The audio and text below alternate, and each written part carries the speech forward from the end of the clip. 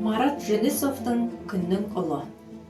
Күн ұлының ашық жасыл көздері, қарашықтары жоқ, көрерменге бағытталған.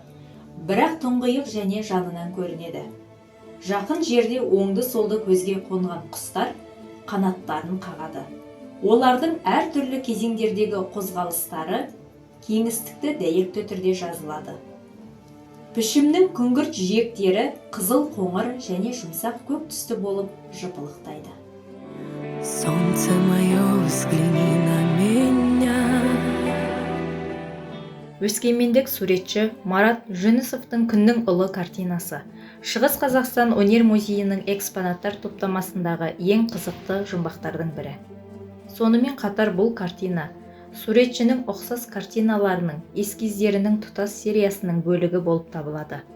Социалистік реализм тұсында ол ең жақын достарына да бұл шығармалардың шынайы мәнін түсіндіре алмады, немесе қорықты.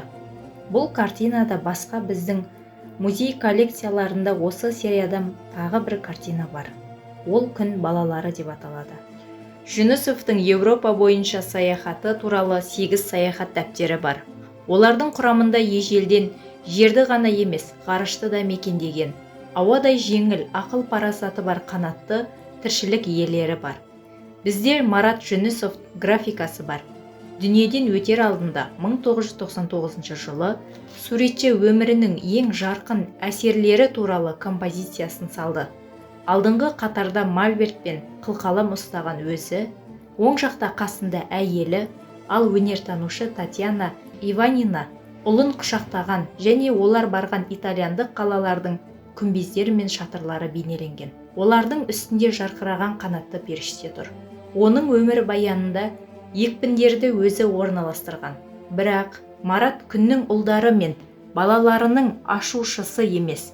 Ол періштелер немесе қауырсындар мен жарық шары түріндегі белгішелерге салынған. Олар туралы Құран мен киелі кітапта жазылған. Олар да таңбалы трактінің жартастарындағы күнбағыстар. Бізге оңайырақ.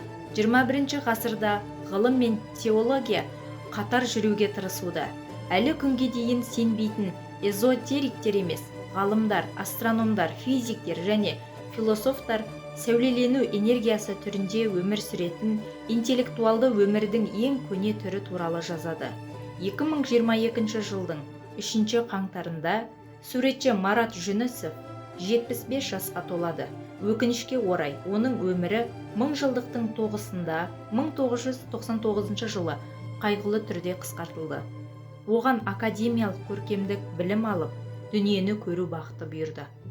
Алғашында Алматыда Гоголь атындағы көркемсурет училищесінде оқыды. Ол жерде оның ұстаздары Айша Ғалымбаева, Молдахмет Кенбаева, Төлеген Досмағамбетов, қазір Қазақстанда классиктер деп танылған суретшілер, кейін Репин атындағы Ленинградтық кескіндеме, мүсін және сәулет институтында болды.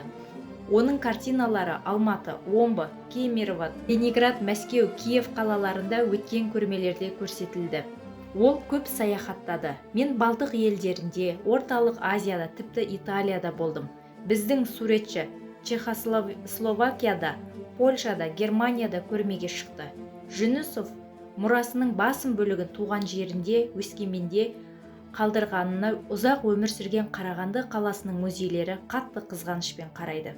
Оның кенепте және қағазда қалдырған шығармашылық мұрасы соншалықты алуан түрлі формалар мен стильдерде қалады. Сондықтан оның әрбір көрмесінде таңдаған көрермен оның жеке екенін күмәнданады.